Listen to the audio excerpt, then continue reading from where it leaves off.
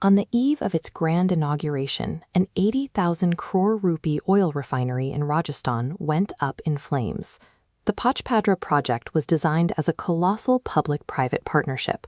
Its goal was to drastically scale up India's domestic oil processing capabilities, turning raw, unusable crude into highly valuable commercial fuel.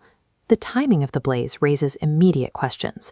It sparked right in the middle of a scheduled lunch break, meaning the site was miraculously empty and widespread casualties were avoided. But the fire completely derailed Prime Minister Narendra Modi's scheduled ribbon cutting the very next morning. Initial statements hinted at a simple workplace accident, a hydrocarbon leak exacerbated by the intense summer heat. But the government's subsequent actions tell a completely different story. New Delhi handed the probe over to the National Investigation Agency. The NIA does not inspect workplace safety violations or routine industrial fires. They are India's premier counter-terrorism task force. Bringing in the country's top terror investigators means the state suspects deliberate, high-level sabotage. And to find a motive for an attack of this magnitude, we have to look far beyond India's borders. If we step back from Rajasthan and look at the rest of the world, a highly concerning pattern emerges in the exact same timeframe. In mid-April alone, catastrophic fires and explosions ripped through major oil facilities in Texas, Russia, Romania, Washington State, and Australia. If we expand the timeline to cover just a 2-month window, we find 37 separate severe disasters at major refining hubs worldwide. To understand the sheer absurdity of that number, consider that there are only about 700 major oil refineries on the entire planet. Losing over 5% of the world's most heavily guarded processing infrastructure in 60 days defies probability.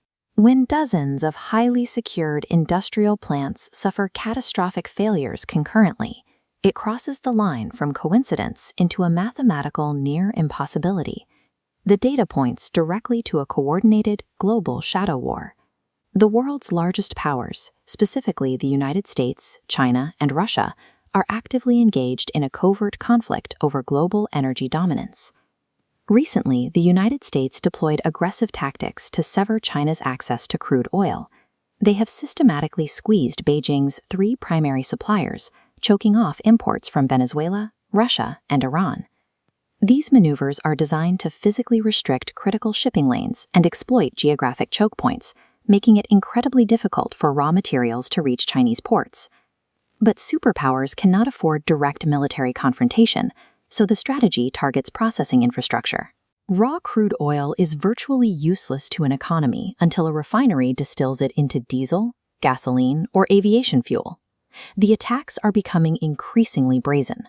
Recently, a convoy of commercial transport boats carrying oil through Myanmar toward China was intercepted and set ablaze. Sabotaging a rival nation's energy processing facilities effectively starves their economy.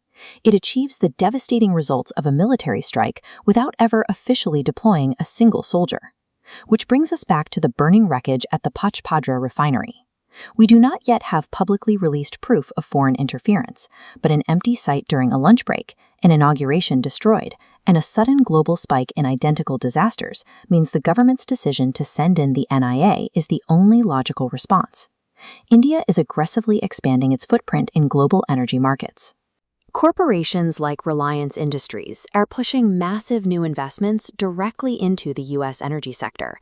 Because Indian companies are increasingly aligning with American energy networks, India's own domestic infrastructure automatically becomes a high-value target for rival nations looking to disrupt that alliance. Historically, governments have a bad habit of hiding the results of major industrial accident investigations, preferring to sweep the mess under the rug rather than risk widespread public panic. But we are living in a reality where local pipelines and processing plants are the front lines of a global conflict. Treating a massive explosion as just a hot summer day accident is a fatal vulnerability. The public needs the unvarnished truth from the NIA's investigation, because the shadow war is already here.